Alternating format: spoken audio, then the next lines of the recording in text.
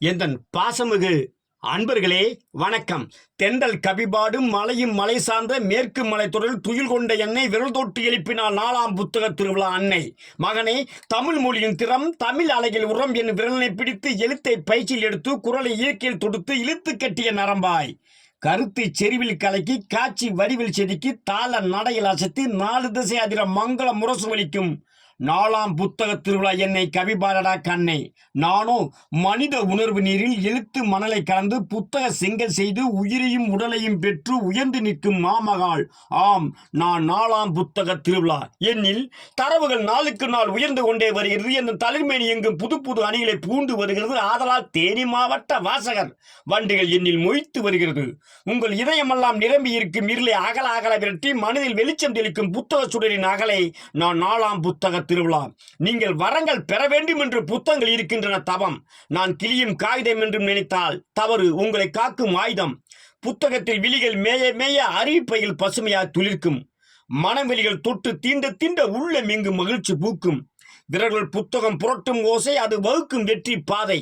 புத்தகம் பூத்தும் மணக்கும் வாசம், அது வாழ்வில் உயர்த்தும் நேசம். புத்தக எழுத்தில் இருக்கும் மௌனம் காட்டு ஆராய் துள்ளி குதிக்கும். வாசிக்க வாசிக்க ஏந்தி சென்று ஐம்பொறி கடந்து பறக்கும். எழுத்து மாலையுடன் காத்து இருக்கும் நான் புதுமை புத்தக தமையந்தி. நாடும் நபரை தேடி வருகிறேன் எந்தன் இரு பொற்கரங்கள் ஏந்தி. கலையும் மொழியும் சுவையுடன் பருக புத்தக ஆறு ஓடும் வைகையாறு. வெட்ட வெளியில் நாணம் தந்து நான் துள்ளி ஓடும் தேனாறு. குதிக்கும் வாசன அழுக்கை அகற்றி மனதை துவைத்து கொடுக்கும் பாலாறு. 4ஆம் புத்தக திருவிழா எனும் நான் தேனி மாவட்ட புதிய வரலாறு. கைபேசி பார்க்கிற போது காட்சி என்ன காட்டுதோ அதை விட்டு நகராது மனசு.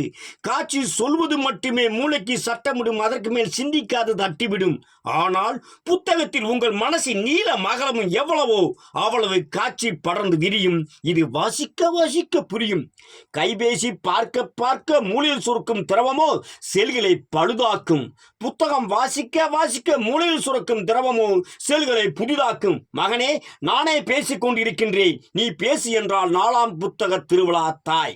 தாயே, இந்த 4ஆம் புத்தக திருவிழா அன்னையே, நீ தீபச் சுடராய் ஆக்கினாய் என்னையே. தாயே, துவண்ட மனசை துள்ள வைத்ததென்ன, அரண்ட செவியில் அச்சம் தவிர்த்ததென்ன, சின்ன வாசகனை சிந்திக்க வைத்ததென்ன, வண்ண பூக்களை நெஞ்சில் தெளித்ததென்ன. புத்தகத்தை சுமக்கும் 4ஆம் புத்தக திருவிழா தாயே, உன்னை இருகரங்கள் குவித்து வணங்குகின்றேன். நன்றி, வணக்கம்.